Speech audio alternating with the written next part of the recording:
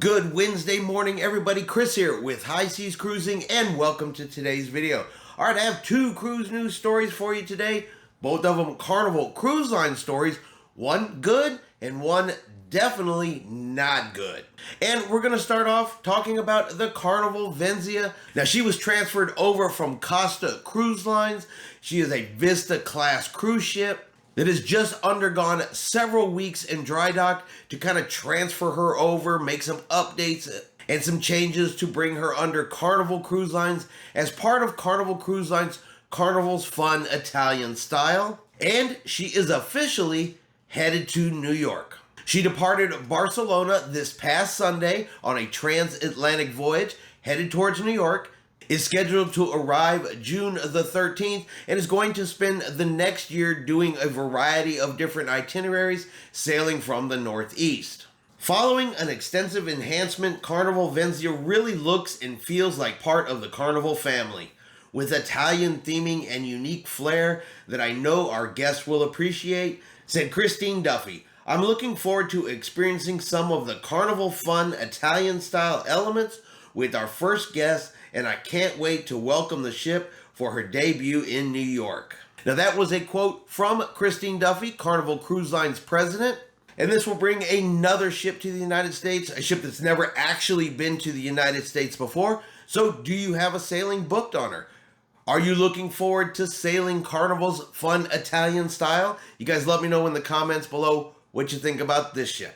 And finally, a definite not a good story whatsoever, because a search is currently underway for a 35-year-old man who went overboard from the Carnival Magic around 4:10 a.m. in the morning just this past Monday.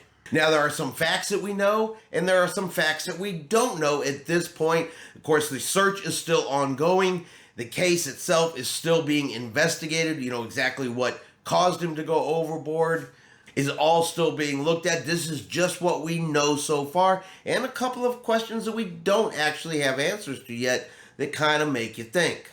So we know the man was reported overboard by a traveling companion, and it was reported on late Monday afternoon.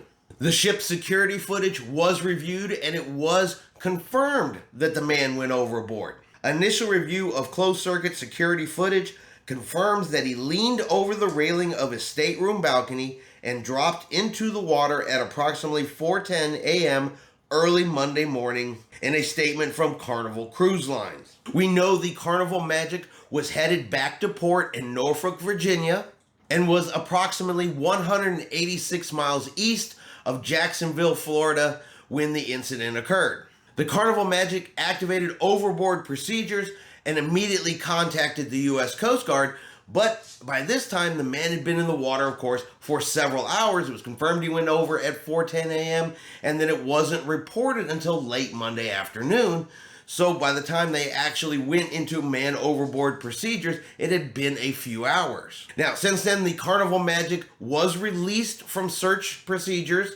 They were allowed to return back to port, which they did, arriving back in Norfolk on Tuesday as they were scheduled to do so, while the Coast Guard continues the search. And those are the facts that we actually currently know. Now, there's a couple things that we don't know. We don't know what led up to the man going overboard. What maybe were his activities, what was going on, what caused him to go overboard. That is still being determined. And then what I think, could be, and this just could be, it's purely speculative. I have no facts, no information, but if the man goes overboard at 4:10 a.m., why did his travel companion not report him missing until late Monday afternoon? Now, maybe they stayed in different cabins.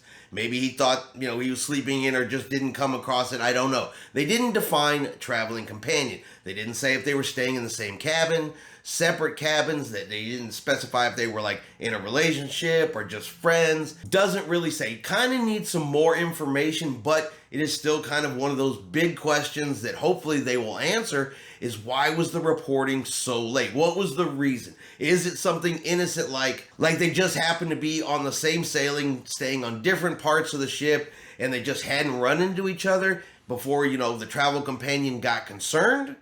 Could be something very innocent like that. Or it could be the opposite, were they in the same cabin?